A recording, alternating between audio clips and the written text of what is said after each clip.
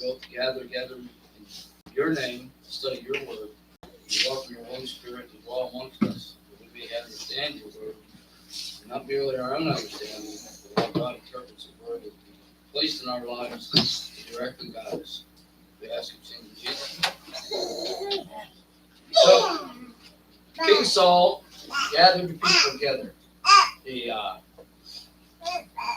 me back up a minute here. At the end of 11, there were, make sure I get the name of the enemy against them, Ammonites. The Ammonites were trying to attack the Israeli people. We covered last Sunday that they were tribes, but they were not people. The Scottish people, if you watch a lot of some of the movies, they always fought amongst themselves. And imagine this happened then too. You know, I'm right, you're wrong. We're the tribe of Benjamin. You're not. You don't belong here, right? Now, there are people. Okay, when you're in this tribe, okay, you're not in this tribe. Right? If you're not in this tribe, what happens when you say people say, well, we're all Americans, right? But you're an American. And the thing is that people recognize themselves as being New York and Chicagoans and people from Texas, people from California. You know, they recognize Pittsburgh. Yeah. Yep. They recognize the area they're from, right? And the idea is they're a clan, they're a tribe, okay? And if you say something bad against burgers or about Texans and they come together as the Texans, whereas you don't see the Chicagoans going, hey, leave them alone. But when the nation's attacked, all the clans come together and you're fighting all of us at once, okay? Well, this is what actually happened with the Israeli people. Like I said, they were in clans and they were frightened. They said, hey, we'll be your servants. You know, and he said, well, we have a condition. We're going to cut out your right eye. So they said, well, give us some time. Let's think about it. So we get somebody to help us. So they sent word out. Well, King Saul, who's newly appointed king, right? He said he takes a pair of oxen, cuts them in pieces. We covered this last Sunday. And he sent them off saying, this is what's going to happen to you people. He said, you elected me your king. I'm telling you, this is what's going to happen. You're going to be a coward. You're going to get coming to cut you off. All right? You're going to just mow you down like the wheat fields. All right? Either you stand and fight, or you're going to go on. So the people gathered together. They all came together as one. Okay? And then all of a sudden, the Ammonites, seeing that they gathered together as one people, they said, whoa, change mind. But that wasn't enough. So I started off here. It says, King Saul gathered the people of Israel together in front. It's the Ammonites, I put the Philistines. That's later. And they said they wouldn't attack. It was just they snuck into the camp late at night and they killed everybody. So that there was never two people. You know, if you had a buddy system, one of you was gone, the other one was wandering around. So they all scattered. Well, word got out and said, well, Saul was in 12. All right, let's get a recap here real quick now. Samuel keeps telling the people, he talks to the elders and he talks to the people of Israel. And he said, look, you wanted a king, you got a king, and this is what you got. Okay, this is the things, they're not used to having a king. Okay, they like visual. I mentioned this before, humans are visual people.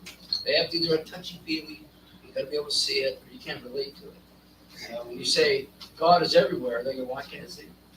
And a lot of people today say, well, how do I know God's real? They say, I can't see him. And they said, well, how do you know the wind's real? You can't see it either. You know? And when I was a kid, I used to say, hey, so go out there, you can see your breath. And my brothers, being the kind, gentle, loving souls that they are, would say, man, it could be 100 degrees out. I'd say, you can still see your breath. You know? So, but it's the idea is that you can't tell something's there unless you can physically see it sometimes, right? Well, God's everywhere. He's in us, among us, made us. We are a part of it. It's like I used to tell people, you know, when a baker makes cookies, there's a part, there's an essence of it in that cookie, right? People say, wow, these are really good. Now, no two people, I imagine, can make these cookies exactly the same, right? If I made a cookie, right, or if Jerry made a cookie, you know, I made a cookie. Frank made a cookie, I'd imagine that's what they bake it in eating contests. You know, and they go, hey, which one's the best? They wouldn't be able to go, salt tastes exactly the same. But they don't. Just a little bit of everybody and what you make. I used to tell people who say, well, who's God? He tell me what to do. He made you. I mean, the gingerbread man, they're going to put in the pan of fairy tales. He got up and ran away. He didn't go very far, right? He tried to tell the bakers what to do. You can't do that. It doesn't happen. So anyways, Samuel said to all of Israel, he says, I have listened to everything you have said to me, and I have set a king over you. Now you have a king as your leader. I'm old. My sons are here. He goes, now just tell me, have I done you any wrong? And as all the times that I've led you and told you what God has told me to tell you, have I ever misled you or told you wrong? And they tell him, he said, no, you have. He said, since the Lord is witness against you, and also his anointed is witness this day that you have not found anything in my hand, meaning you have found no fault in what I've done, as your prophet, and as God's recited to you. He's trying to say, well, did you want a king because I've misled you? Is that why you're asking for a king? Right? He said, God appointed Moses and Aaron and brought your forefathers out of Egypt. Now then stand here because I am going to confront you with evidence before you, the Lord, as to your righteous acts performed by the Lord for you and your fathers. Now, when he placed Moses and Aaron above it, before, even then they rebelled against him. They were in the desert. What they say? It would have been better for us to stay in captivity and die in Egypt than to die in the desert. That just sounds like the people today. There's always somebody that's quarreling, somebody that's whining, complaining. You may not like the situation, but what they say, if life gives you lemons, make lemonade. You don't like lemonade, but puts a little bit of and it's spiked lemonade. It said, but they forgot the Lord their God, and so he sold them into the hand of Sisera. Okay. The commander of the army of Hazor, and into the hands of the Philistines and the king of Moab, who fought against them. And they cried out to the Lord and said, we have sinned and we have forsaken the Lord and served the Baals, meaning foreign objects, false idols. The devil says there's many names. It's all the same, right? It doesn't matter if his demons come over and you start telling them your innermost secrets and ask them for forgiveness that they can't give. Samuel's told him many times. He says, "Don't go to false idols. They can't give you anything. You get more reaction from a stone if you pick it up and throw it than you can if you just sit there and pray to it. You can't get it. What isn't there? But people seem to think that they can. It's a rebellion thing. It's anything, but the devil gets a hold of you and tells you, don't worship. God's going to take everything from you. And he doesn't. If he takes something from you, what was it really yours to begin with? A lot of people, when they hit rock bottom, soon realize that when you can't go any deeper, God picks you back up. And a lot of people, some of their, addicts, some of them in jail, some of them locked in a foreign prison. It isn't until they get that taste of freedom they lost so quickly that they realize that what they had wasn't that bad. So here are the people of Israel, when Samuel recants all the stuff that happened to them. Now, some of these people probably weren't alive when they went to the desert. Right? There were, a whole generation of people that died off 40 years. So God just said, well, let's wait till all the rebellious ones are gone. Now, they had vipers here, and the companies even have vipers. And I watched the video where they were saying, how do you make a perfect, how do you get good attendance and stuff? You got to take the snakes out of the pit. He said, there are people out there that will badmouth the company just to, and do little things to cause a stumbling block, right? And he said, you just got to remove them. You got to get that people out of there so you can build back up started working for us. Now, these relatable things are similar to this situation here. Okay, each time that these people had, they were in captivity, God rescued them. They were complainers. Right? They wandered in the desert for 40 years. They were complainers. God killed them all, made them all pass away. They killed them all off, so to speak. And then they went on to another thing, right? They were going to go into the land of Jordan. And, oh, they're too big. They're too tall, right? And, yeah, there's always somebody that looks at the negatives and wants to know what's going on. You know, the King James says, Spy said there's giants in the land. That's the same word used in Genesis for the giants. Yep. They all died out. None that entered the ark. And yet these guys, centuries later, saying, hey, they're here. Yeah. What do we call those people? Well, we call them them too. We call them cowards. You see something, a blockage, an obstacle, instead of looking for a way around or even a way over it, first response is, I'm stopped, I'm done. That's it. I'm done. You know? And as Job used to say, it's better for me that I die, I would never move forward, than me go through this suffering, right? But Job's in a uniquely different situation. You know, he was upon, God was showing him the devil, saying, look, Job, that's my guy. You do what you want. You have no right to kill him. And he did. He inflicted a lot of stuff on him at God's, allowance. And it wasn't until the very end when Job failed to realize that he was following through what he was told to do, right? And the Pharisees were prime victims of this also. They read the law, they thought they knew the law, right? It says, you must have a burnt sacrifice, you must have blood spilled, right? But God sees a bigger picture, right? And when Jesus came and told them, that's not what it really says, right? It says that sacrifice, atonement of sins is coming, and it's here now.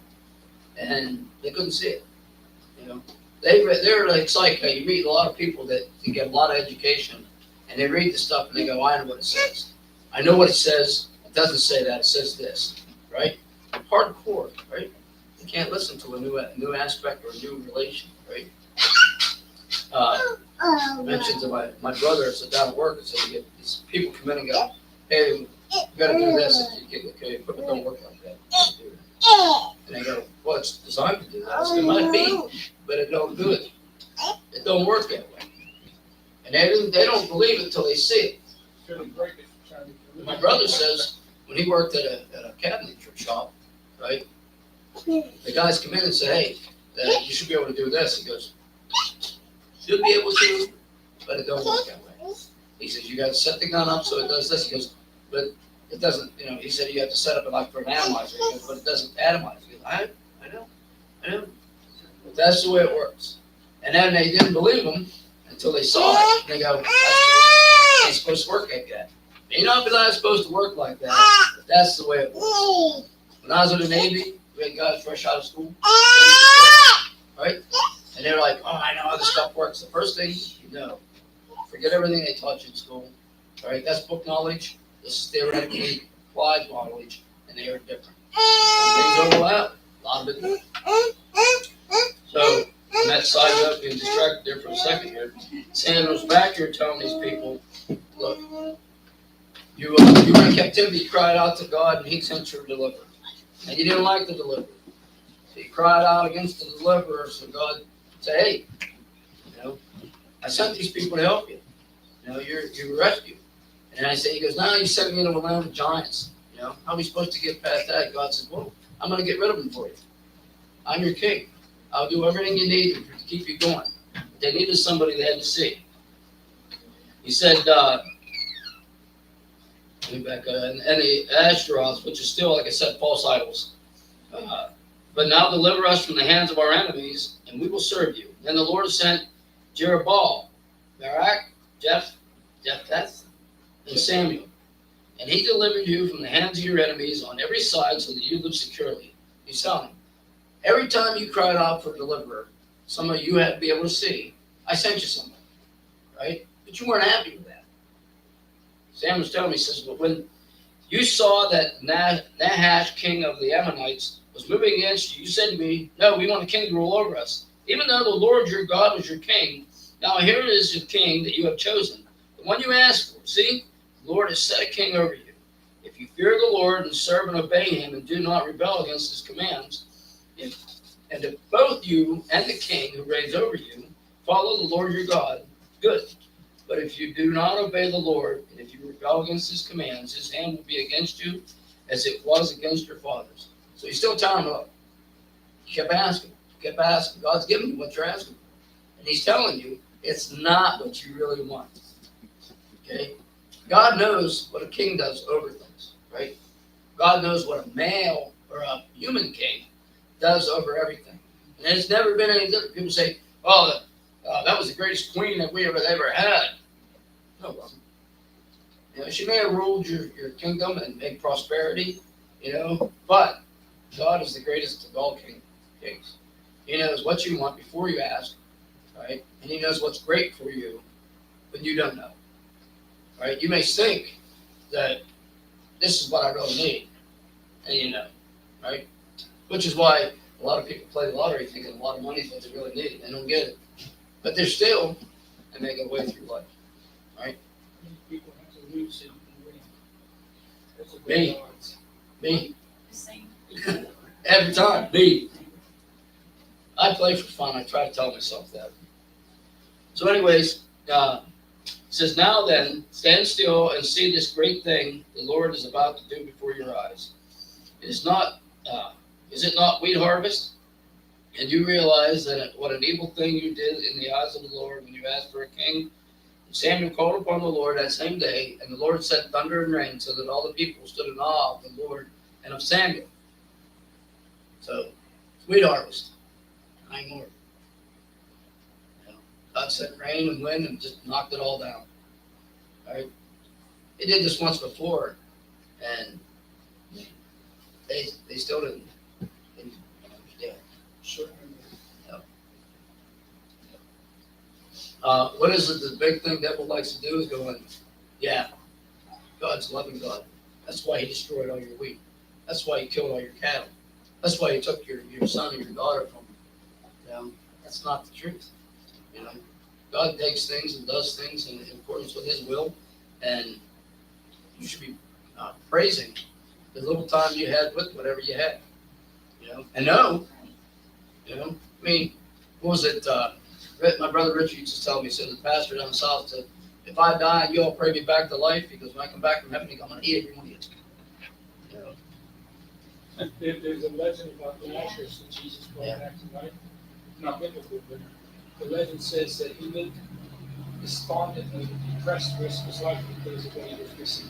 Yes.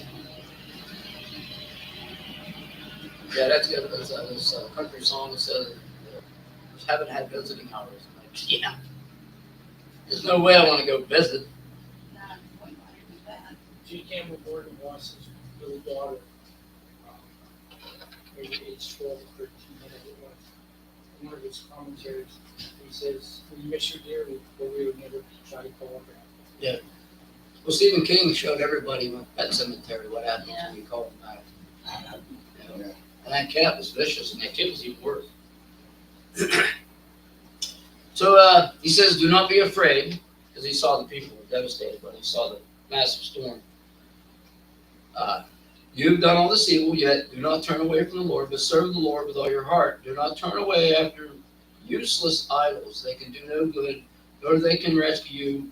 They are useless. It's just a stone. It's just a stick. You know, even that pile of rocks that were placed up to honor different things that happened in the Israeli travel across the desert.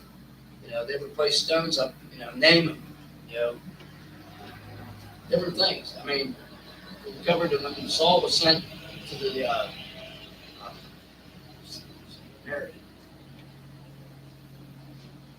tomb which he went to past.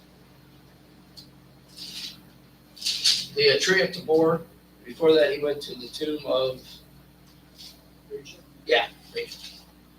So I went back to Tomb of Rachel. It's just a tomb. It's just a tree. They're just high places, right?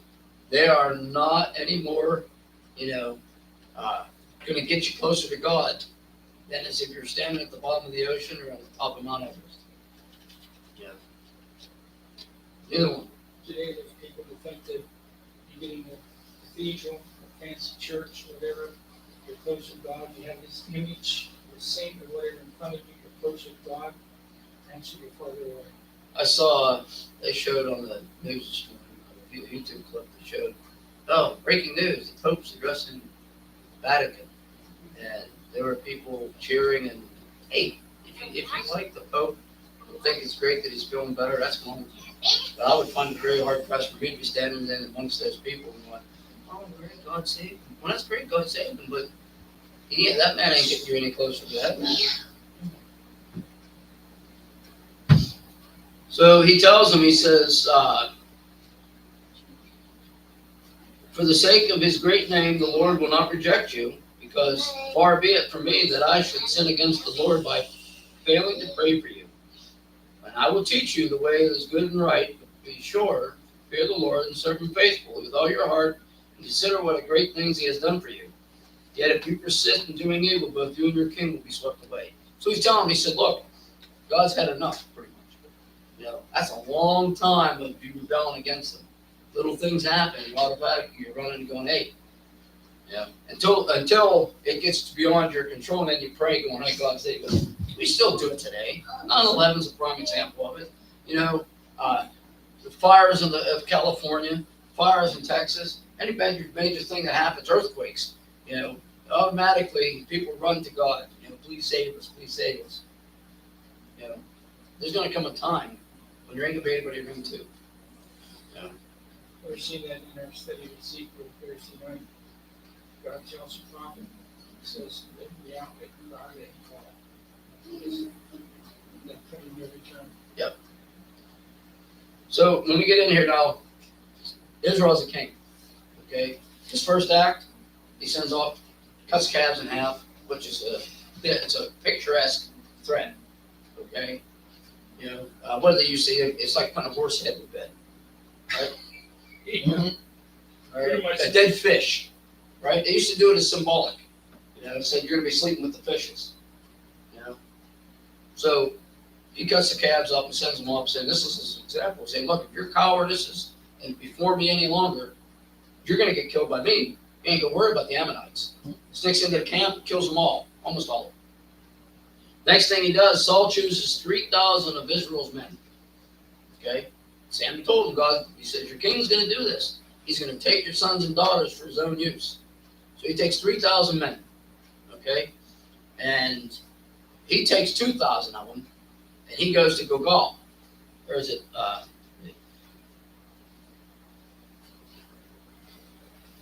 Get it right here. Well, Jonathan's at Geba and Benjamin. The rest he sent back to their homes. And Saul has the rest of them at Michmash, in the hill country of Bethel. Okay? So Saul has 2,000. He's called divide and conquer. Right? That's what he does. The other Philistines say, well, they're not they're tribes. They're just farmers. I mean, during World War II, that was one of the common things that America is just a bunch of farmers. What kind of farmer do you was? Until the attack, you realize that everyone in the farmers have guns. And they know how to shoot. So here we go. Israel, 3,000 guys, 3,000 troops. All right, Jonathan has 1,000 with him, and he attacked the Philistine outpost at Geba. And the Philistines heard about it. Now this was a skirmish. Okay, they wanted to show, look, we're a force to be reckoned with. Okay. Now, it says Saul was 30 years old when he became a king, and he reigned over Israel for 42 years. All right.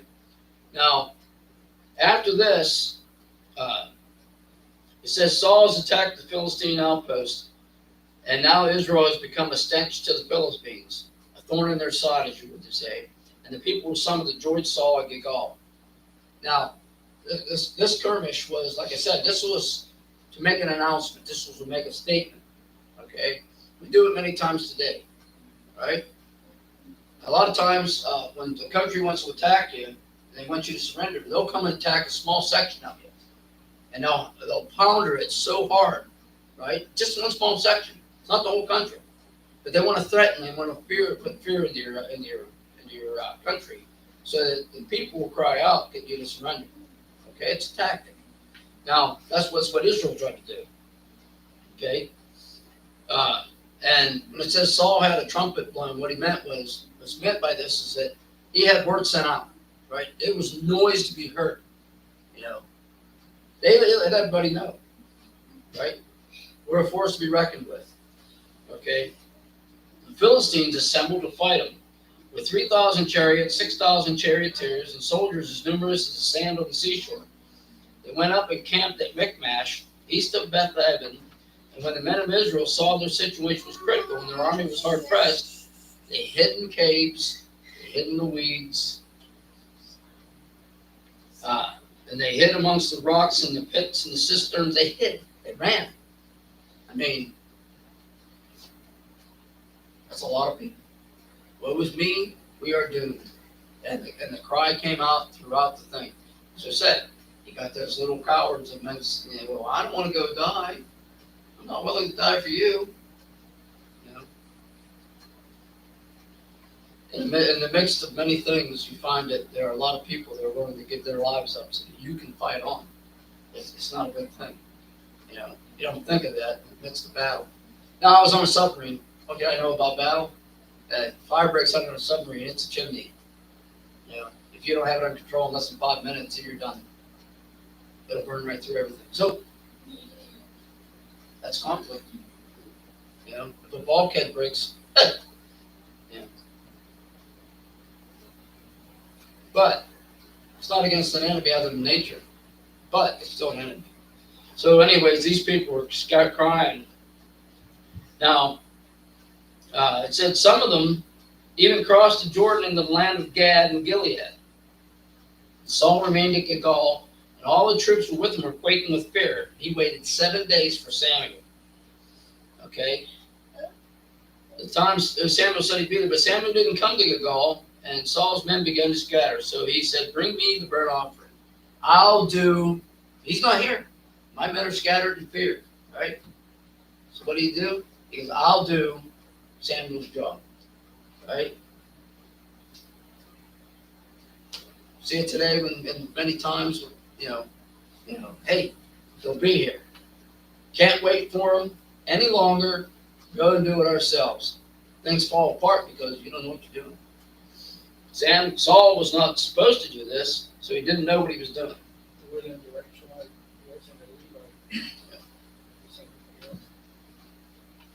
Later, King tried the same thing. Uzziah. Even then, he was a pretty good king. He got arrogant and he decided to be a priest king. Yeah, well, as a king, you're meant to be arrogant, right? King. I mean, you don't go, what do you think we should do? No, we're doing this. You know, I'm the king. I make a decision. Right, wrong, or indifferent. Doesn't matter. It's my decision. We're doing it. Yeah. Down at work, I tell people, I said, if you have any questions, I have all the answers. And they say, well, you have every answer. I said, doesn't matter if it's right or wrong. It's my answer, my decision. So my answer is the answer. Doesn't matter what it is. And they go, okay. Just leave it at that. You know? So, here King Saul, he says, you know, my men are scattered. They're scared. I'm worried and not trusting in God. Right? Samuel gave him warning. So here we go. Samuel shows up. And Saul went out to greet him, and he goes, what have you done? Saul replied, I saw that the men were scattering, and that you did not come at the set time. The Philistines were assembling at Michmash, and thought, now the Philistines will come down against the Gaul, and I have not sought the Lord's favor, so I compelled to offer the burnt offering. Now, he's truthful about this. I didn't seek out the Lord. Yeah, he's truthful about that. I didn't go ask God what should I do. I just did it. I thought I knew what was best, and he didn't. You know, how many times has God told the people, wait, be patient, you know, and they get antsy, they get anxious, and they think we're all going to die. We can't wait any longer. We got to do it now. And yet, when God does what He told him He's going to do, I mean, what was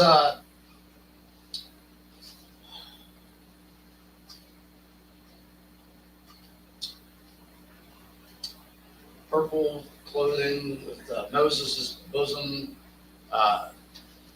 raised from the dead?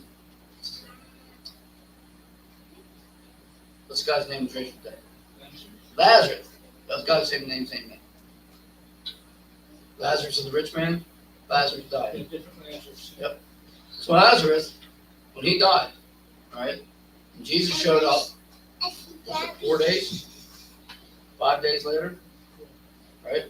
3 days is what they usually waited, right? The body becomes stinky, right? So, and they said to him, if you were not here, if you were here, this wouldn't have happened.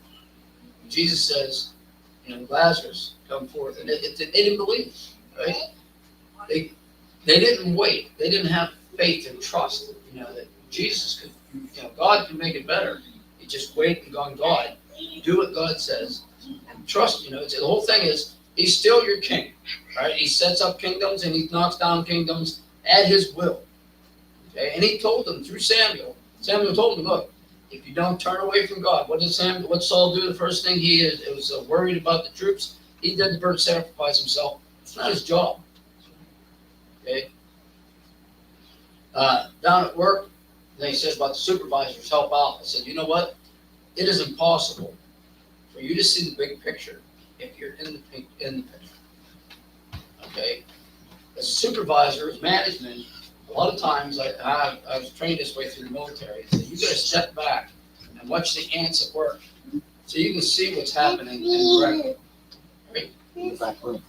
But you can't, if you go in and start moving dirt, you're right here with them. You can't see what's going on over there. Right? When things happen over there and somebody comes to you and go, hey, you're a supervisor on this line. What's going on over here? You go, I don't know. I was helping them here. You're not paid to help them. I mean, it's not a bad thing when you help, but your job is your job. Okay? King Saul had his job, and it was not to offer the sacrifice. That was Samuel's job.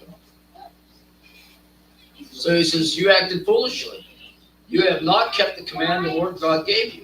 If you had, you would have established your kingdom over Israel for all time. But now your kingdom will not endure. The Lord has sought out a man after his own heart and appointed him leader of his people because you have not kept the Lord's command. And Samuel left Gilgal, went up to Gibeah in Benjamin. Saul counted the men who were with them. They numbered about 600. 600 out of 3,000. And a lot of people scattered. A lot of people saw this was going to end not so well. You know, what was the movie Braveheart? When he comes running out through, and the guys in the crew that were proud, they said, "Well, we didn't come here to fight for them. We will run." Come back. What are you talking about? Sure.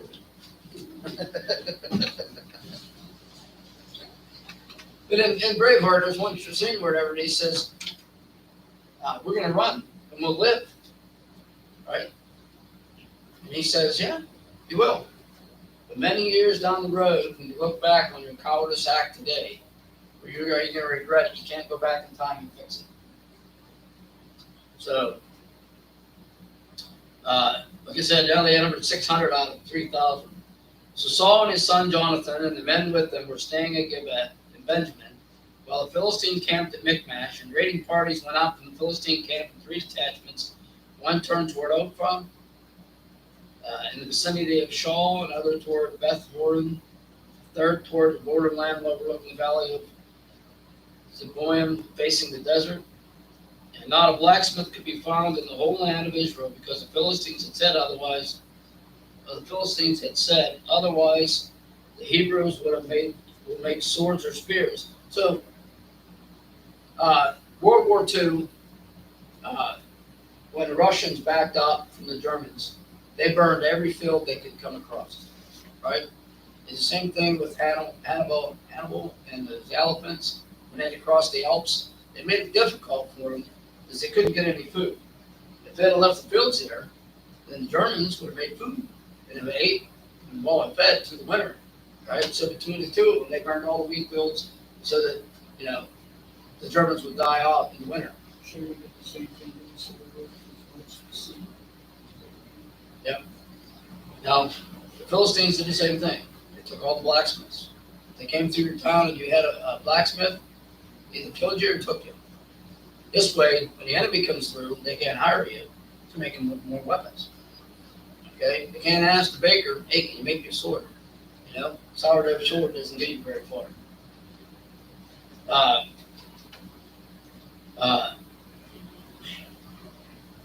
So all of Israel went down to the Philistines and had their plowshares, mattocks, axes, and sickles sharpened.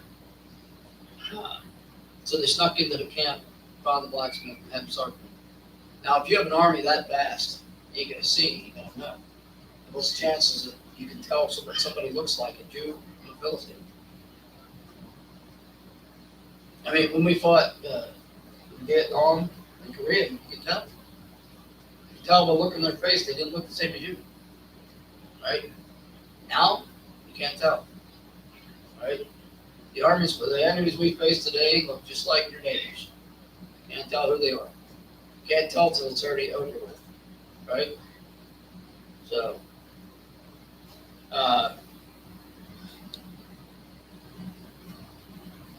we also covered here to say that the price of 2/3 of a shekel for sharpening plowshares and mattocks is 1/3 of a shekel for sharpening forks and axes for the repointing goats.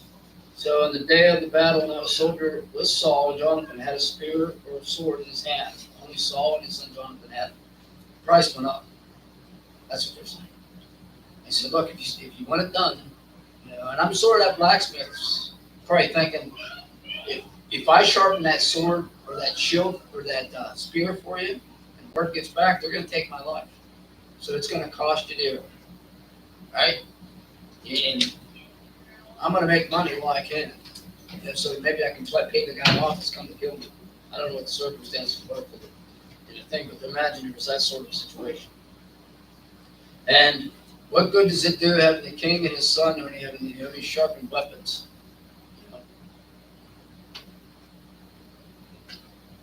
So a detachment of Philistines had gone out at the pass of Michmash, and one day Jonathan's son said to the young man bearing his armor, come, let's go over to the Philistine outpost on the other side, but don't tell my father. Saul was staying on the outskirts of Gibeah under a pomegranate tree in Migron. With them were about 600 men, among whom was, Ahijah, who was wearing an ephod, so he's a priest. Okay. He was the son of Ichabod's brother Ahitub, son of Phinehas, son of Eli, the Lord's priest, and Shiloh. And no one was aware that Jonathan left. So he snuck off to try and get more stuff sharpened. Help out the men. But how often do we say this?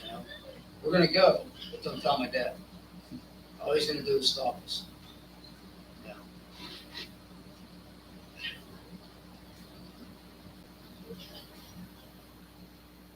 It says, Jonathan said to his young armor bearer, come, let's go over to the outpost of those uncircumcised fellows.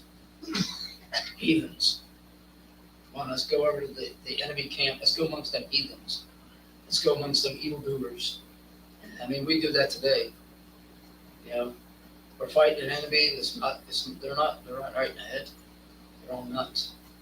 They're evil. What was the things they used to do in the times is to spur on the men and to get them to fight is they tell falsisms about the enemy, but they said it in a way to make you think that we got to get rid of them. We got to kill them to make the world better. World War II was a prime example. We got to wipe out communism. Democracy is the only thing that can survive. You know, history has shown us that communism doesn't survive. You know, it's not beneficial. They show that capitalism is much more profitable for the everybody. You know, but it says perhaps the Lord will act in our behalf. Nothing can hinder the Lord from saving, whether by many or by few. Do all that you have in mind, as armor bearer said. Go ahead, I am with you, heart and soul. I mean, I'm right there with you. You know, I mean, imagine Jonathan would have turned around to this armor bearer and said, "No, get out of here." You know, but he says, "Whatever you want to do, I'm right here with you. Whether God's with us or not, I'm here with you." Okay. He says, "Come." Jonathan said, "Come on, then let's cross over towards the enemy men and let them see us. If they say to us, 'Wait there until we come to you,' we will stay where we are and not go up to you. But if they say, 'Come to us,' and we will climb up, because that'll be a sign that the Lord has given them into our hands." So both of them showed themselves at the Philistine outpost, and look, said the Philistines, the Hebrews are crawling out of the holes they were hiding in. The men at the outpost shouted to Jonathan, his armor bearer, said, "Come up to us, and we'll teach you a lesson." So Jonathan said to his armor bearer, "Climb up after me. The Lord has given them into the hands of Israel." So Jonathan climbed up using his hands and feet, with his armor bearer right behind him. The Philistines fell before Jonathan, and his armor bearer followed and killed behind him. In that first attack, Jonathan, his armor bearer, killed some 20 men in an area of about half an acre. So, I mean, we've seen this before with other things. Daniel in the lion's den. Shadrach, Meshach, and Abednego. He says, "We're going to throw you in the fire." He said, "Well, go ahead." He said, "If we die, God meant for us to die in the fire." Yes, we have a God that can save us. Right? Daniel said the same thing. He goes, "I like you. Throw him in the pit." He goes, "If God will save me, he'll save me. If he won't, he won't." And here Jonathan's saying the same thing. He's going to climb in there. He says, what was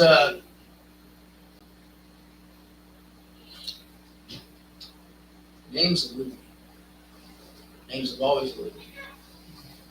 Now, when it was Jacob, Israel, sent out his manservant to get a daughter for his son. When he went to the well? Yeah, that was Abraham sent Eliezer, servant. And he said, sent to Isaac. When he said, "When I get to the well, if she draws water from my," and I know this is, okay? So it's like they're saying it, but it's actually God saying it to them, and they're just hearing it. You would believe me. Yeah. So Jonathan gets up here and he says to his armor bearer, he goes, if they tell us to come on up, then God's going to hand them over to us. But if they say anything else, then God's not going to hand them over to us. Many of the battles that we fought, they used to ask us, the prophet, they'd say, "Well, is God going to deliver the enemy over to us?" Right? They wanted to know the outcome of the battle before the fact. Okay? And one time, when they were fighting, they were losing. So they said, "Go get the ark. God's the ark." Right? Bring the ark out. God will never let the ark be taken by the enemy. Right? Bring it out, and he'll hand over the enemy to us. And they lost. Because God wasn't in the battle. God would have pretty much said, "Leave the ark back here." Right? You're not going to win. Don't even go into battle. You're not going to win. But they don't listen. They see God's with us all the time. American people, or the American army, say the same thing. Don't go into that battle. We can win that battle. We're Americans. We can win anything. How many other battles do you think we've lost in World War II? Yeah. What do we say today? We have the strongest military in the world. Okay? And other nations recognize that. Right? But it doesn't mean we can't lose. A lot of times the enemy fights you from within. Then you don't see it. And like I said today, we can't see what our enemy looks like until after the fact. Like I said, when we were in the Korean War, we were in the Vietnam situation. World War II was even still different. They had colors. You can see what the colors were of the armies of the Germans. You can see what the colors were of the armies of the French, the Italians, and the Russians, and the Chinese. Everybody had different colors. Everybody has the same colors pretty much now. So anyway, he said, then panic struck the whole army, those in the camp and field, and those in the outposts and the raiding parties, and on the ground shook. It was a panic sent by God. These two guys killed 20 of your men in a half acre. The word gets around pretty quick. You know, we don't want to face them. You know, they can kill 20. If two can kill 20, I mean, we don't want them in our camp. So Saul's lookouts at Gibeah and Benjamin saw the army melting away in all directions. And Saul sent the men who were with him, said, muster the forces and see who left us. When they did, it was Jonathan and his armor bearer that were not there. And Saul said to Ahijah, am I saying it right? Ahijah, bring the ark of God. At that time, it was with the Israelites. When Saul was talking to the priest, the turmoil in the Philistine camp increased more and more. So Saul said to the priest, withdraw your hand. Then Saul and all of his men assembled and went to the battle, and they found the Philistines in total confusion, striking each other with their swords. Those Hebrews who had previously been with the Philistines had gone up with them to their camp and went over to the Israelites who were with Saul and Jonathan. And all the Israelites who had hidden in all the hill country in Ephraim heard that the Philistines were on the run. They joined the battle and hot pursuit. So the Lord rescued Israel that day, and the battle moved on beyond Beth-aven. Now, what do we see here? What do we see? We see when they saw the vastness of the Philistine army, some of them ran to the other side. What do we do today? Oh, you decide to go with the enemy? You're still the enemy. You're done. You're not coming back to fight with us. Right? But they slid back into the camp, the Israelites, and fought with them. You know, they tried to pick the winning side, they lost. You know, and it all started because God found favor with Jonathan and his armor bearer, and to give them the battle. When they got up and killed those 20 men in a half acre, the rest of the Philistine army was in turmoil. They didn't know what they did. You know, what is it they say? They cut off the head of the snake and the rest of it dies. So in battles, they would go after the king. They go after the generals, right? Thinking that everything's going to fall apart because he's not giving me orders. I don't know what to do. You know, and that might have been kind of like what happened here. I mean, when they attacked those 20 men, there's no saying that it was one of the generals or something like that could have made them out of doing. During the Revolutionary War, the European armies had, I don't know, unspoken, whatever, never went after the officers because it throws in chaos. The Americans did just the opposite. They went after the officers. Yeah. It's considered ungentlemanly to fight a war that way. Fight to win. The Patriot, it's a movie with Mel Gibson. In it, they sit down and they're discussing plans of battle. And that general, the general for the British Army says, well, first of all, he goes, the unwarranted attacks on officers and on the battlefield, it's just wrong because the men will be lost. Yeah. And they said that and the history books say that one of the big things was that when in the Civil War and in the Revolutionary War, when the British came, much like in Alamo, right? Santa Anna's men had short-range rifles, but the guys in the Alamo and the guys in the Revolutionary War and the guys in the Civil War, in most cases, their range, they were long rifles, which could shoot further. Okay, and they used to hunt squirrels with them. Now, hitting a squirrel, hitting a guy that's 6 feet tall, it's a big target. So, Mel Gibson says that my men are excellent shots. He goes, if your generals and your army soldiers, your officers are going to continue to act the way they are, he goes, I consider them all to be targets. And he says, my men are excellent shots. So, and in many cases in the conflicts, I mean, shoot the brass. Vietnam War, the conflicts, the Vietnam War conflict, we're going to call it. They said the average life expectancy of a first lieutenant was like 40 seconds. Yep. So, Wow. Yeah.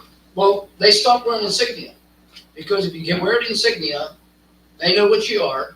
And if you watch Forrest Gump, he come over, they start saluting because nobody salutes here. Yeah. You salute me, that enemy sees that I'm an officer, they'll shoot me. So,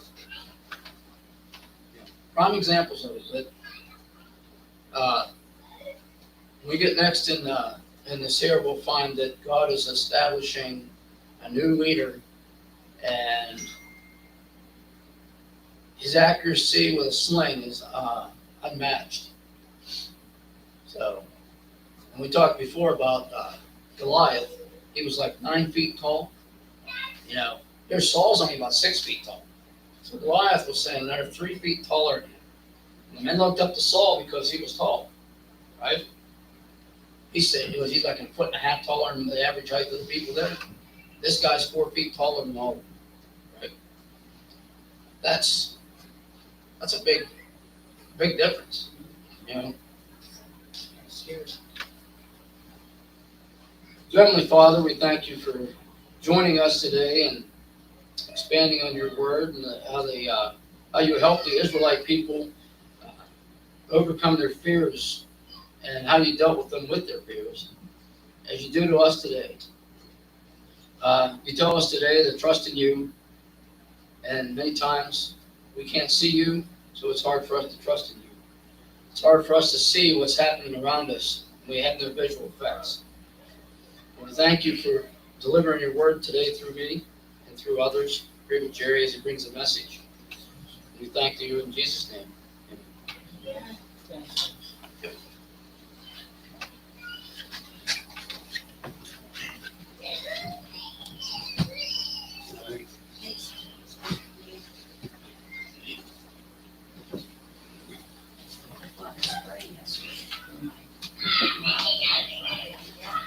Couple things you brought up, Donnie. We weren't not allowed to salute the office. They can't, they can't. Yes.